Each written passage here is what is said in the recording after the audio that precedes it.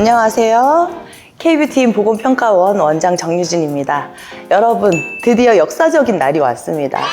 무려 33년 동안 금지되어 왔던 비의료인의 문신과 반영과장 시술이 어제 국회 본회의를 통과를 했습니다. 이제 문신과 반영과장은 더 이상 불법이 아닌데요. 제도권 안에서 합법적으로 그리고 안전하게 완전히 새로운 시대가 시작이 된 겁니다. 곧 대통령이 공포를 하게 되면 비의료인의 문신, 반영과장 시술은 합법적으로 시술이 가능한데요. 대통령 공포 전 일부 내용은 수정안이 나올 여지는 있습니다. 어쨌든 지금은 문신, 반영과장 법안은 통과가 되었다는 건데요. 1992년 대법원 판결 기억하시나요? 그 판례 때문에 비의료인이 문신을 시술을 하면 모두 불법이 되어버렸습니다. 하지만 현실은 달랐습니다. 현재 반영과장 종사자만 약 35만 명, 시술 경험이 있는 이용자는 1,300만 명 이상. 즉 이미 우리 일상 속의 문화였지만 법적으로는 사각지대에 놓여 있었던 거죠. 위생 기준도 안전관리도 제도적 보호도 없었습니다. 자, 법과 현실의 괴리가 크다.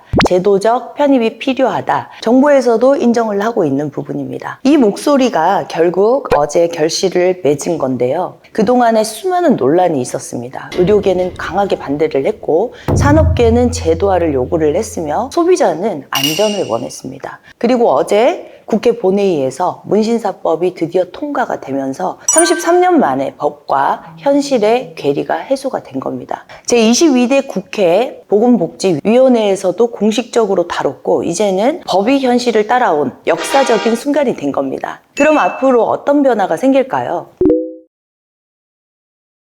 이제는 아무나 시술할 수 없습니다. 국가가 인정하는 자격시험을 통과해야만 문신사, 반영구 화장사로 활동을 할 수 있습니다. 합격을 하면 보건복지부 장관 면허를 취득을 하게 되고 합법적으로 떳떳하게 시술을 할 수 있습니다. 그리고 전문성과 신뢰가 보장이 되는 거죠. 중요한 건 지금 당장이 아니라 이 국가 자격시험 제도 시행은 2년 뒤쯤 될 거고요. 세부 자격시험 내용은 시행령 및 시행규칙에서 다뤄질 겁니다. 그에 맞춰서 저도 국가자격증 교재를 준비를 하고 있고 세부 내용이 정해지면 그때 다시 제가 안내를 해드릴 겁니다. 그동안 선택사항이었던 위생교육이 이제는 매년 의무화가 됩니다. 또한 시설 장비 관리, 감염병 예방, 폐기물 처리까지 법으로 관리가 됩니다. 이는 곧 소비자는 더 안전하게, 종사자는 더 보호를 받으며 산업 전반의 신뢰도가 높아진다는 의미인데요. 보건위생과 소비자 안전이 가장 중요한 만큼 이제는 정기적으로 위생안전관리 교육을 반드시 이수를 해야 됩니다. 혹시 이렇게 생각하시는 분들도 있을 거예요. 어차피 국가자격증 제도가 시행되고 합법화가 되면 그때 교육을 받으면 되지 않나? 하지만 영상을 끝까지 보시면 아마 느끼실 겁니다. 아, 지금부터 위생안전관리 교육을 정기적으로 받고 자격을 갖춰야 되겠구나. 저와 K뷰티인 학회 임원들이 함께 집필한 교재 반영과장 위생교육과 실제 이 교재만 보셔도 알 수가 있을 건데요. 우리 업계가 종종 간과해온 보건위생인식, 감염관리, 폐기물 처리가 얼마나 중요한지 깨닫게 될 겁니다. 이제는 믿을 수 없는 시대적 요구가 되었고요. 보건위생안전교육 일정이 궁금하신 분들은 영상 마지막까지 시청을 해주시면 마지막에 제가 안내를 해드릴 겁니다. 이제는 골목이나 지하실에서 불법 시술을 할 수가 없습니다. 보건복지부와 지자체에 등록된 업소에서만 합법적으로 영업을 할 수가 있고요. 등록제는 단순한 규제가 아니라 합법과 불법을 명확히 구분하고 산업의 질서를 세우는 중요한 장치입니다. 즉 공중위생관리법 상에 미용사 자격증 없이 운영하던 원장님들, 그리고 화장품 도소매업으로 등록해서 운영하던 원장님들, 그리고 사업자 등록증 없이 운영하던 경우 모두 규제 대상이 됩니다. 다만 제도 초기에는 최대 2년간의 임시 등록 유예 제도가 마련되어 있어서 일정 조건을 충족하면 자격 요건이 없는 이들도 한시적으로 시술을 이어갈 수 있습니다. 청소년 보호법에 미성년자는 보호자 동의 없이는 절대 시술을 받을 수가 없습니다. 그동안에도 그렇게 하셨겠지만 또 원룸이나 출장 같은 불법 영업도 금지가 됩니다. 청소년의 안전을 지키고 업계의 윤리적 책임을 강화하는 제도인 거죠. 자, 여기서 중요한 점. 문신사의 업무 범위에는 문신 제거가 포함되어 있지 않습니다. 그래서 레이저 같은 의료 기술이 필요한 제거 시술은 여전히 의료 행위로만 허용이 될 거고요. 즉, 문신사는 시술은 합법이지만 제거는 금지입니다. 의료인만 할 수 있는 부분으로 남아 있는 거죠. 마취연고 궁금하실 텐데요. 국소마취제는 약사법상 의약품입니다. 따라서 문신사, 반영구 화장사는 고농도의 전문의약품을 함부로 쓸 수가 없고요.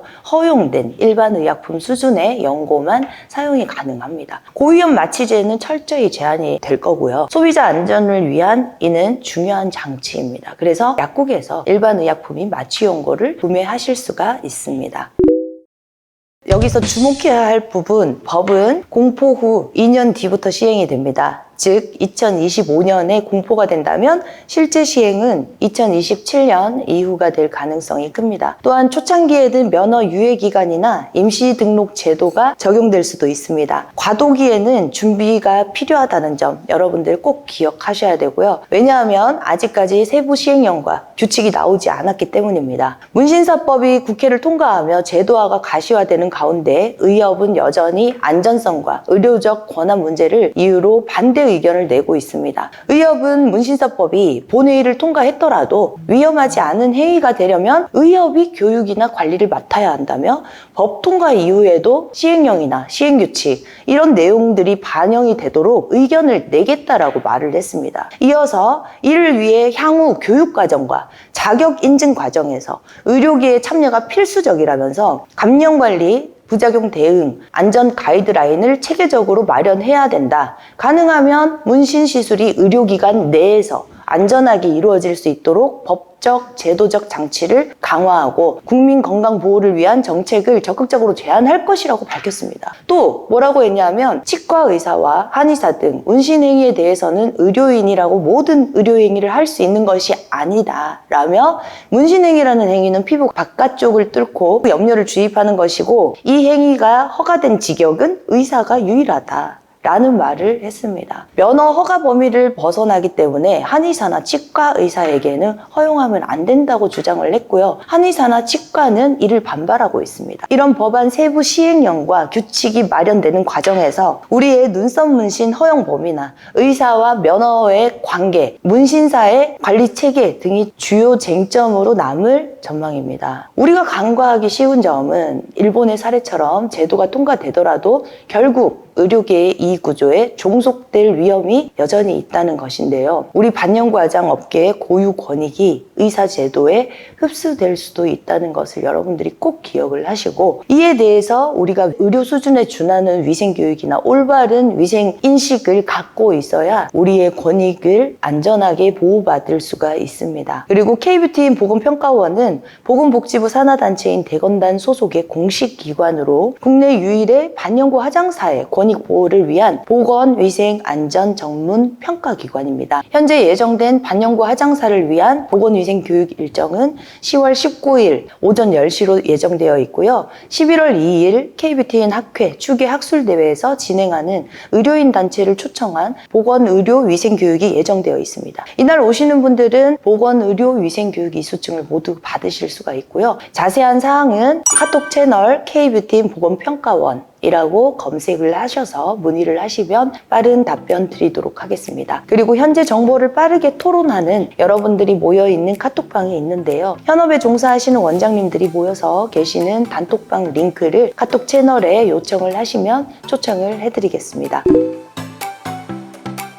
자, 먼저 법안에서 어떤 규정이 포함되어 있는지 핵심 정리를 다시 한번 해드리겠습니다. 문신 행위에는 문신과 반영구 화장 두 가지 다 포함을 시켰습니다. 그리고 문신 제거 행위는 금지되는 걸로 들어가 있고요. 미성년자 시술 시에는 보호자 동의가 없으면 안 된다. 라는 것이고요. 문신사는 위생, 안전관리 교육을 정기적으로 받아야 한다는 의무조항이 포함이 되어 있습니다. 또 하나 시술 기록을 남기고 보관해야 한다는 규정이 포함이 되어 있고요. 법 시행일은 공포 후 2년이 지난 시점으로 정해져 있습니다. 그리고 시행 초기에 최대 2년간 그동안 했던 원장님들의 임시 등록 등의 특례 조항을 둘 수도 있도록 한 규정이 있습니다.